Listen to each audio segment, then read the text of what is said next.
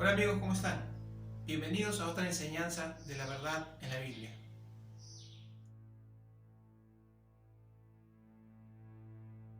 Israel, comandados por Josué, invadieron Jericó, y el Señor tumbó las murallas que eran impenetrables, y era una ciudad fortificada, humanamente era invencible. Pero el Señor tumbó las murallas, y el ejército de Israel conquistó Jericó, y exterminó la ciudad. Después de esa victoria, le tocaba la invasión a Ai por parte de los hijos de Israel. Ellos, confiados en la victoria en Jericó, vieron que la ciudad tenía pocos soldados y no estaba bien armada. Entonces, confiados, dijeron que solamente se enviaran 2.000 a 3.000 hombres. Israel fue contra Ai y tuvo que retroceder porque los soldados de Ai comenzaron a vencer. Josué, preocupado, clamó al Señor. ¿Por qué estaban retrocediendo los soldados de Israel? ¿Por qué había pasado esto? Si supuestamente el Señor estaba con ellos y le daba las victorias. El Señor le dijo que había pecado en Israel porque habían tomado lo que Él había prohibido, habían tomado de Jericó, del anatema. Cuando fue quitado el anatema y volvieron contra Ai nuevamente, el Señor les dio la victoria. Pero ¿qué vemos aquí? Que Dios es el que le da la victoria. Que no eran ellos, no eran sus fuerzas, sino era el Señor. Porque el Señor le dijo que mientras el anatema estuviese en Israel, no podrían hacer frente a sus enemigos. Dios no les daría la victoria. Ellos se confiaron, pensaron que eran ellos, pero era el Señor quien les daba la victoria. Era el Señor quien les daba las fuerzas en todo lo que ellos hacían y en los combates que ellos tenían. No somos nosotros, es el Señor en nosotros. Hay veces hacemos cosas y tenemos logros y nos sentimos orgullosos de que hayamos hecho tal y cual cosa. Y pensamos que son nuestras fuerzas, nuestro esfuerzo, el que es el triunfador. Pero en esto nos olvidamos que es Dios el que nos da las fuerzas. Porque si nuestro corazón late, es porque Dios lo hace latir. Hay muchas cosas de las cuales nosotros no tenemos control en nuestro cuerpo, que se hacen automáticamente, se hacen solas. Pero es Dios quien hace las cosas. Si estamos vivos es porque el Señor nos mantiene vivos. Si estamos vivos es porque tenemos un propósito y Dios nos da la vida. Vemos también cuando Israel tuvo guerra contra los amalequitas. Moisés tenía que tener las manos levantadas al cielo para que ellos tuviesen la victoria. Cuando Moisés bajaba las manos, retrocedía Israel. Nosotros hacemos las cosas en obediencia a Dios, confiando en Él, porque Él es el que nos da la victoria en todo lo que hacemos. La Escritura dice: el caballo se alista para el día de la batalla, mas el Señor es el que da la victoria. No miremos nuestras fuerzas ni miremos la dificultad, sino miremos al Señor, que tiene el poder para socorrernos. También vemos otra historia con respecto a Gedeón. Gedeón se enfrentó a las madianitas. Los madianitas eran un ejército numeroso, numerosísimo, dice la Escritura. Y los madianitas, los amalecitas y los hijos del oriente estaban tendidos en el valle como langostas en multitud, y sus camellos eran innumerables como la arena que está a la ribera del mar en multitud.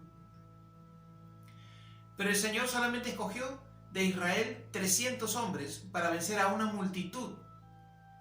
Y el Señor dijo a Gedeón: el pueblo que está contigo es mucho para que yo entregue a los madianitas en su mano, no sea que se alabe Israel contra mí diciendo: mi mano me ha salvado. Entonces el Señor dijo a Gedeón: con estos 300 hombres que lamieron el agua os salvaré. Vemos aquí que el Señor, para que Israel no diga que ellos fueron y sus fuerzas fueron y su ejército fue, escogió solamente a 300 hombres para vencer a una multitud.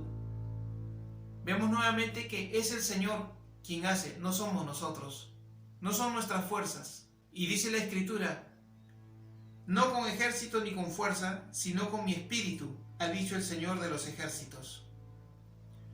No somos nosotros.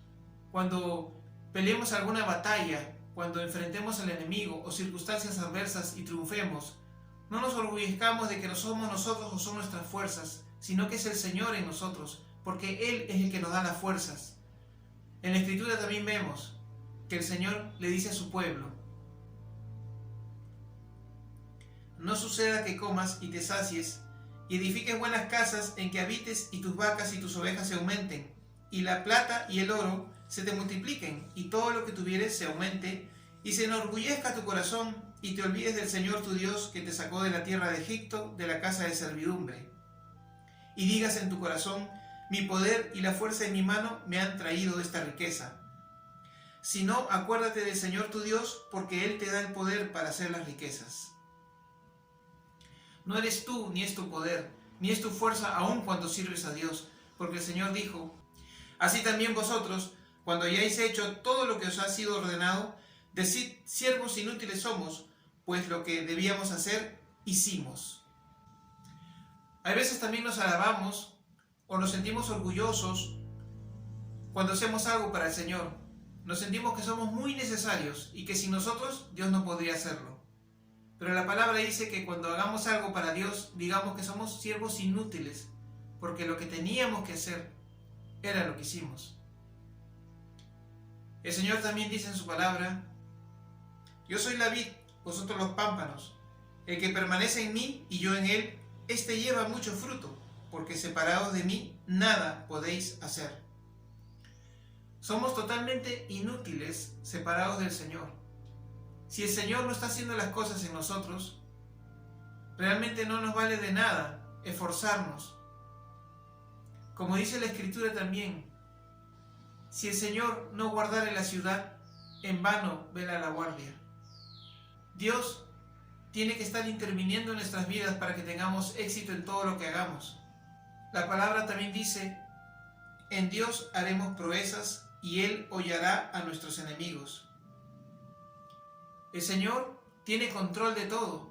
También está escrito: Jehová estableció en los cielos su trono, y su reino domina sobre todos. También la Escritura dice: quien sustenta todas las cosas con la palabra de su poder. Dios está en control de todo. El Señor domina sobre todo, y Él sustenta todas las cosas. Si vemos que todas las cosas están de pie, es porque Dios las mantiene en pie. Dios está con nosotros a nuestro favor. No miremos las circunstancias, sino miremoslo a Él. Y la Escritura también nos da un ejemplo de esto y nos enseña diciéndonos lo siguiente, hablando de Eliseo: y se levantó de mañana y salió el que servía al varón de Dios, y he aquí el ejército que tenía sitiada la ciudad, con gente de a caballo y carros. Entonces su criado le dijo: ah, señor mío, ¿qué haremos? Él le dijo: no tengas miedo, porque más son los que están con nosotros que los que están con ellos. Y oró Eliseo y dijo: te ruego, oh Señor, que abras sus ojos para que vea.